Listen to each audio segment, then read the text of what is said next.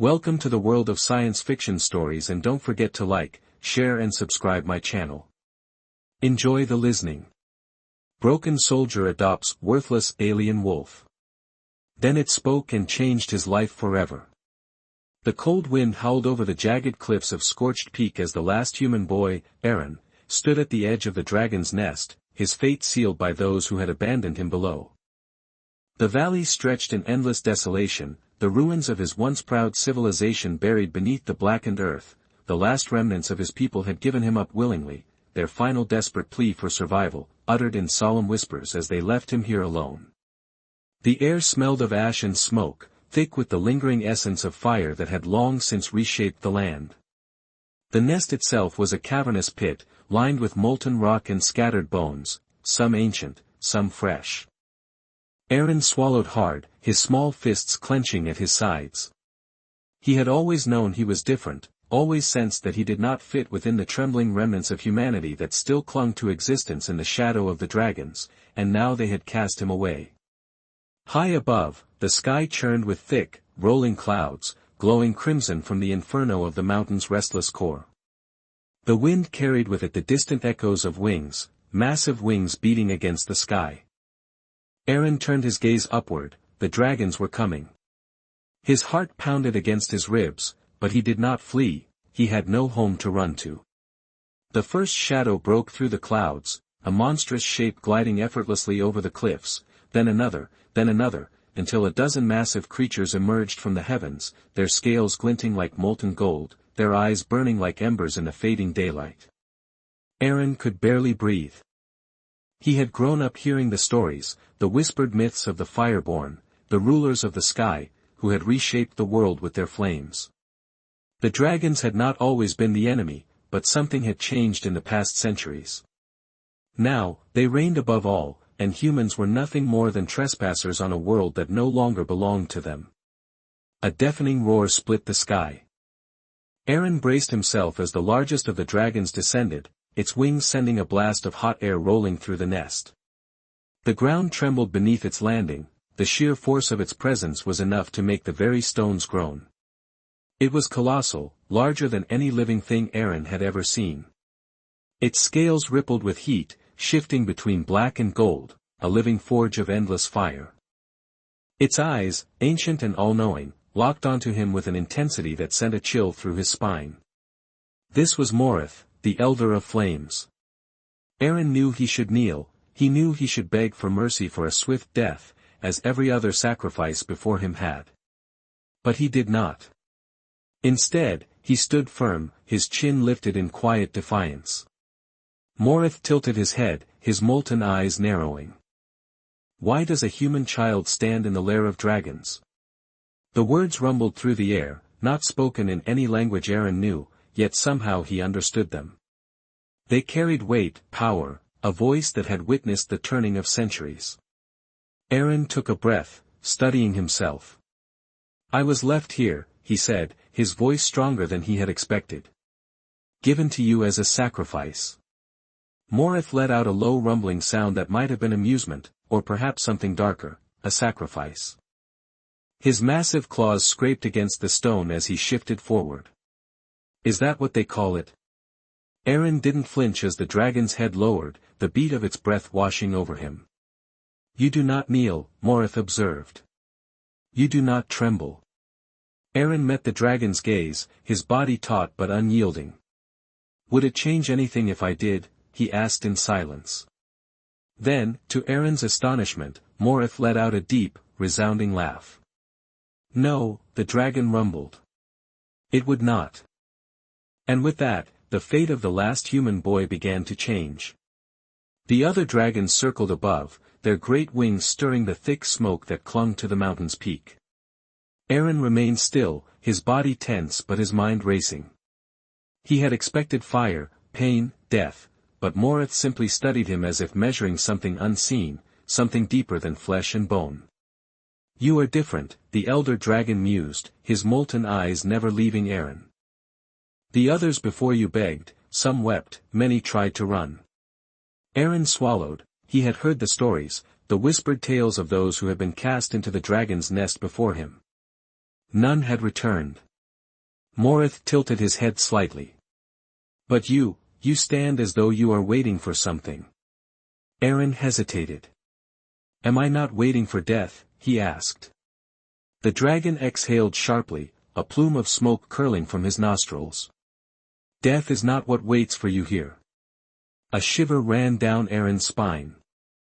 A smaller dragon, its scales the color of burning embers, landed beside Morith, its eyes filled with suspicion.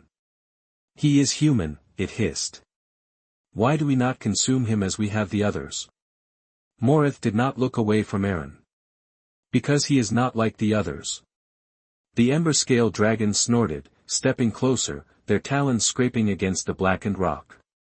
His kind destroyed their own world with greed and war. They burned the land long before we ever did. Aaron clenched his fists. That was not my choice. The dragon let out a low growl. And yet you bear their blood. Morith lifted his great head, his gaze sweeping over the gathered dragons. Perhaps, but this one does not fear us. He does not cower. There's something in him that I have not seen in centuries.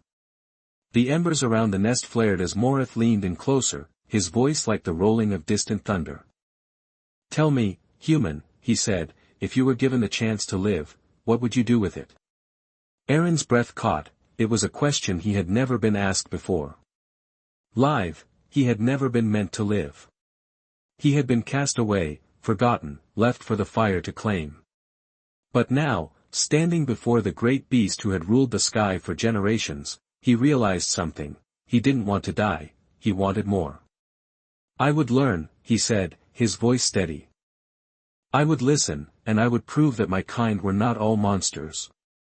Morith considered him for a long moment, then he smiled, a fearsome, ancient expression. Then you shall have your chance. Aaron blinked. As Morith's golden eyes burned brighter, he continued, you are no longer a sacrifice, you are ours now. The other dragons shifted, some hissing in protest, others watching in silence. The ember-scale dragon snarled, you mean to let him live? Morith turned his gaze to the sky. I mean to see what fate has planned for him. Aaron's heart pounded as the realization sank in, he had not been spared, he had been claimed. Aaron was no longer human, at least not in the way he had once been, he was no longer a boy abandoned to die, but something else entirely, claimed, marked, bound to the dragons. And, though he did not yet understand it, the days that followed would be grueling, a test of endurance unlike anything he had known. The nest was a world of its own, carved into the fiery mountains, its walls glowing with molten veins of rock. The heat never ceased, the air was thick with the scent of sulfur, and the sounds of dragons filled every waking moment. They moved like living storms, their wings beating against the wind, their roars rolling through the sky like thunder. At first, they ignored him. Most believed he would perish on his own, unable to withstand the merciless world they inhabited. They expected the heat to break him, the hunger to drive him mad, or the isolation to consume him entirely. But Aaron was human, and humans endured. He scavenged what he could, learning quickly what the dragons ate and what scraps they discarded. He drank from the heated pools of water that formed in the cracks of the stone, swallowing down the burning liquid until his throat felt raw. He slept where he could, pressing himself against the warm rocks, listening to the distant sound of wings slicing through the sky. All the while, Morith watched the great golden dragon, never speaking, never interfering, but his presence was a constant shadow over Aaron's existence. Whenever the boy faltered, whenever exhaustion threatened to pull him under, those molten eyes would find him, judging, waiting, deciding. Then, on the seventh night, Morith finally spoke. You have not died, he observed, his voice a slow, deliberate rumble. Aaron, exhausted but still standing, turned to him. I was never planning to, he replied. The dragon exhaled a plume of smoke curling from his nostrils. Perhaps not, but survival is not the same as belonging. Aaron wiped the sweat from his brow, his body aching from the constant strain. Then tell me, what must I do to belong? The embers around Morith's feet flared. You must earn your place. Aaron's breath hitched, his fingers curling into the stone. Morith leaned in closer, the heat of his breath washing over Aaron like the edge of a wildfire. You will take the trial of the sky. If you survive, you will be one of us, if you fail, you will fall, and the world will forget you. Aaron swallowed hard. There was no fear in his heart, only a certainty that this was what he had been meant for. I accept, he said, his voice steady. Morith's lips curled slightly, a draconic approximation of amusement, and then he added, then let the winds decide your fate. Dawn came swift and merciless, casting long golden streaks across the mountains as the dragons gathered at the edge of the highest peak. Aaron stood among them, his skin slick with sweat from the relentless heat, his heart pounding against his ribs. The trial of the sky was legend, a test that had determined the fate of many before him, but no human had ever taken it. Morith stood at the edge of the precipice, his golden wings unfurled, his massive claws digging into the stone. You will climb, he announced, his voice carrying across the gathered dragons, not through rock, but through the air. Aaron frowned as the golden dragon turned to him, his molten gaze unwavering. You will take your place on the back of a dragon, and you will ride. A murmur rippled through the crowd of beasts, some hissed in disapproval, others exchanged glances filled with intrigue. Aaron's stomach tightened, he had never flown before. He had never even been close enough to a dragon to touch one, at least, not in a way that didn't mean death. Morith gestured to the cliffs. If you fall, you will not be saved, if you cannot hold on, you are not worthy of the skies. Aaron took a deep breath. I can do this, I have to do this. From the gathered dragons, a sleek, crimson-scaled beast stepped forward, its eyes gleaming with a mixture of challenge and suspicion.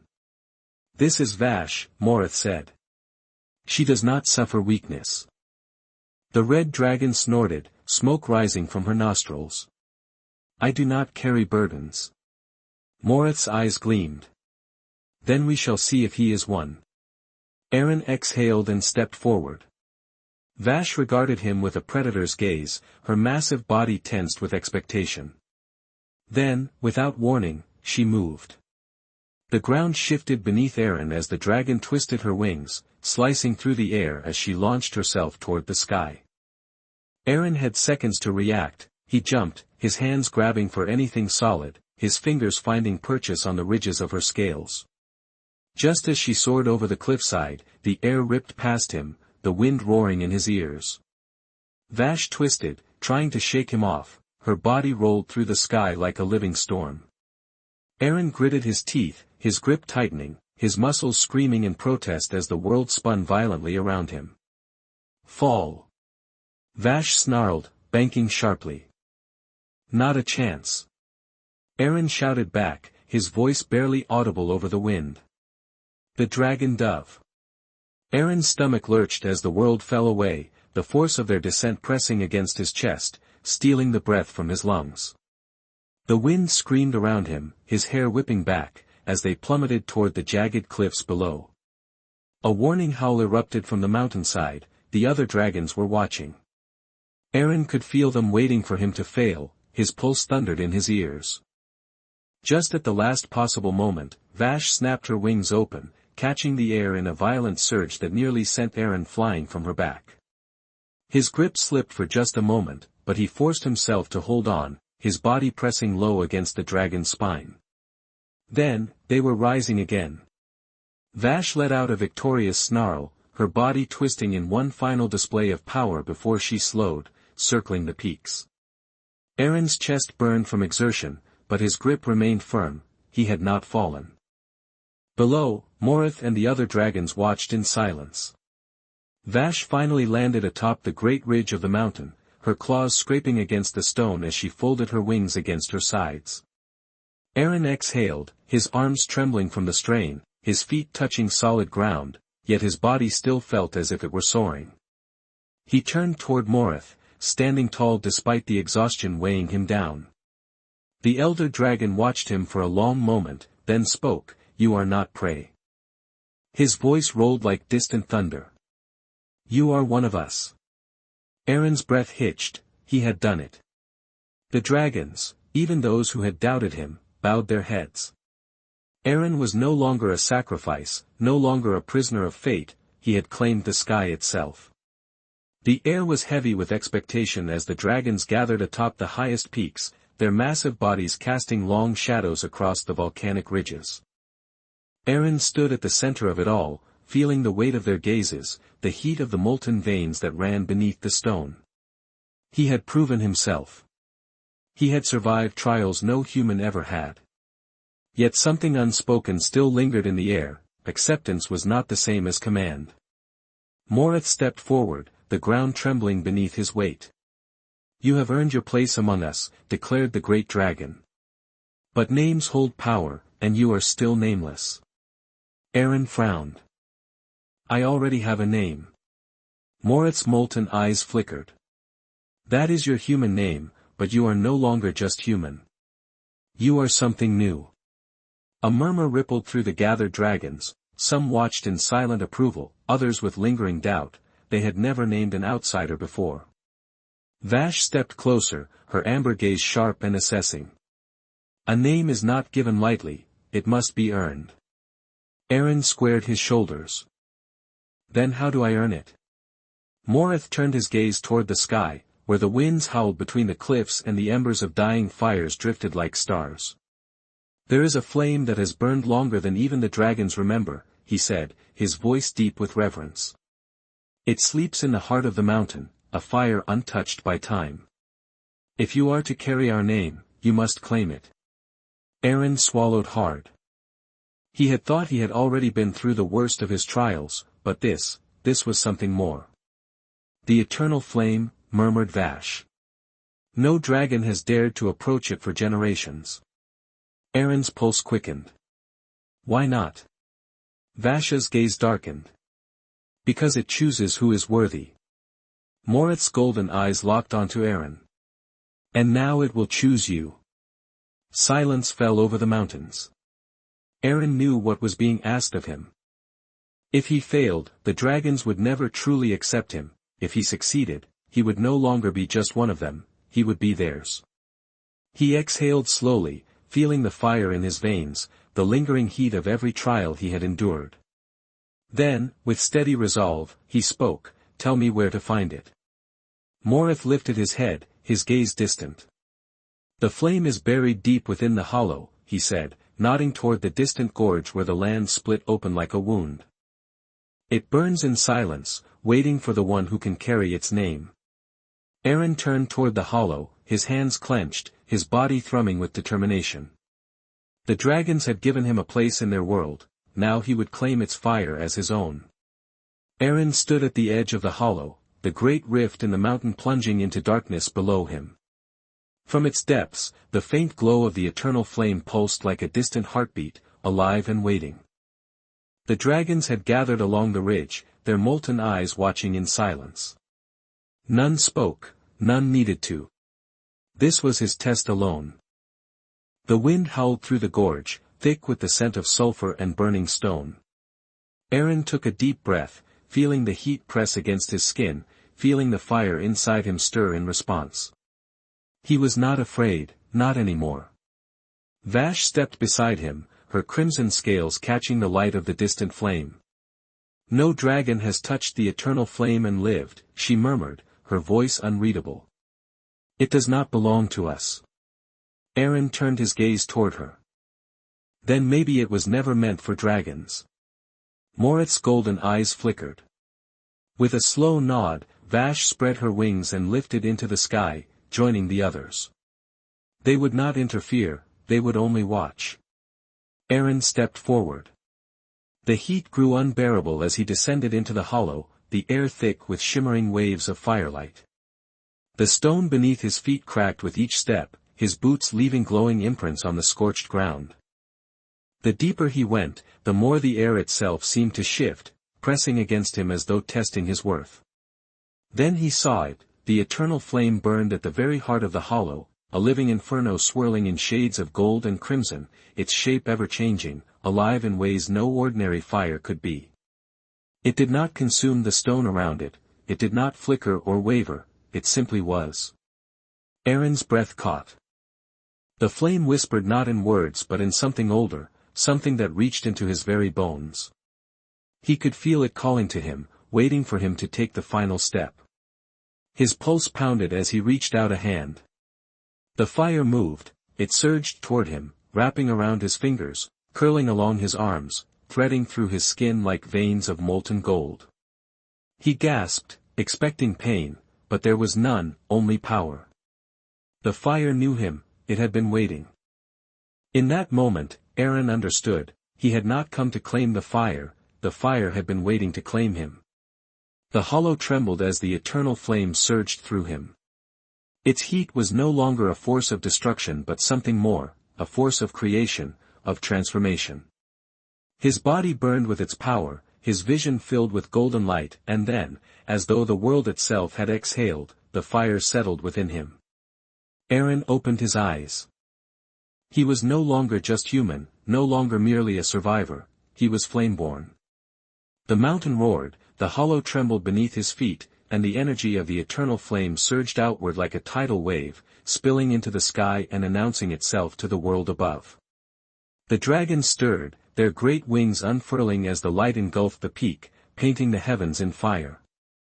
Aaron stepped forward, his heart still hammering, the flame still alive beneath his skin. He had changed, he could feel it. The heat did not burn him, the fire did not consume him, it answered him. The moment he emerged from the hollow, the dragons bowed, not in fear, not in hesitation, but in recognition. Morith watched him carefully, his golden eyes unreadable. "The flame did not destroy you," he said at last. "It has chosen you." Aaron exhaled, his breath curling with embers. "I chose it, too," he replied softly.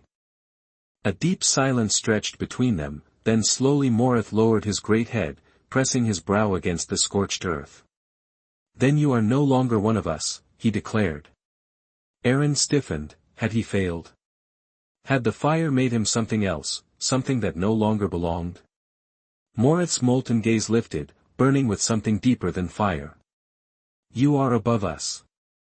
The other dragons followed, lowering their heads, their great bodies folding in deference. Even Vash, proud and unyielding, bowed her head. Aaron's breath hitched, they were not just accepting him, they were crowning him. The last human, once a sacrifice, once forsaken, had become the queen of dragons, not because he had taken the fire, but because the fire had made him its king. The flame coursed through Aaron's veins as he stood at the peak of the mountain, the dragons bowing before him, their massive forms silhouetted against the burning sky. The weight of what had just happened pressed down on him, heavier than the heat, heavier than the fear he had once carried. He was no longer a mere survivor, he was something more. The wind shifted, carrying embers through the air, and as Aaron turned, he caught sight of the distant horizon, the lands beyond the mountains, beyond the fire, the world that had abandoned him, the world that had fed him to the dragons as a sacrifice. Now, they would know what he had become. "Come," Morith said, raising his head, his golden eyes burning with something unreadable. "The eternal flame has chosen you." The great dragon continued, "But flame is not just power, it is responsibility." Aaron swallowed, feeling the warmth still coiling beneath his skin, the fire responding to his every breath. "I didn't ask for this," he admitted quietly. Morith let out a deep, knowing rumble. "Neither did we, when the world turned against us. Fire is never given, it is earned." Aaron met his gaze. "Then tell me what comes next." Vash stepped forward, her crimson scales reflecting the molten glow beneath them. "The humans will come," she said, her voice edged with something sharp, something almost eager. "They always do. They will see the fire rise, and in their fear, they will arm themselves with weapons meant to erase it." Aaron knew she was right. The moment the eternal flame had surged from the hollow, it had announced itself. The world below had seen the sky burn, felt the tremors in the earth, and just as fire called to fire, so too did fear call to war. "They will come to destroy me," Aaron murmured. "Perhaps," Morith corrected, "but you are not theirs to burn anymore." Aaron clenched his fists. He had been cast away, abandoned to the dragons as an offering, something meant to die, but the flames had reclaimed him. He was no longer theirs to sacrifice, he was theirs to fear. He turned to the assembled dragons, feeling their eyes upon him, waiting. Then let them come, he declared. Let them see what they tried to destroy. In answer, the dragons roared, their voices shaking the mountains, their fire lighting the night. The attack came faster than Aaron expected. The sky, once alive with the golden glow of the eternal flame, darkened with the arrival of warships, their metal hulls gleaming like dead stars. The humans had come, just as Vash had said they would. They had seen the fire rise and, in their fear, armed themselves with weapons meant to erase him. But Aaron was not alone. The dragons stirred at his side, their massive bodies coiling, their wings unfurling like banners of war. Their eyes burned with loyalty, not because they were bound by chains or commands, but because they had chosen him. Because he was not just one of them, he was their queen. The first blast tore through the sky, a beam of searing light meant to strike him down before he could move. Aaron raised his hand, and the fire responded. The air shattered, the blast was consumed in an eruption of golden flame that curled and twisted around his fingers like a living thing. The humans had come expecting a boy, they had not prepared for a god of fire. With a single breath, Aaron unleashed the storm. The flame surged from his body, racing across the sky, igniting the very air itself.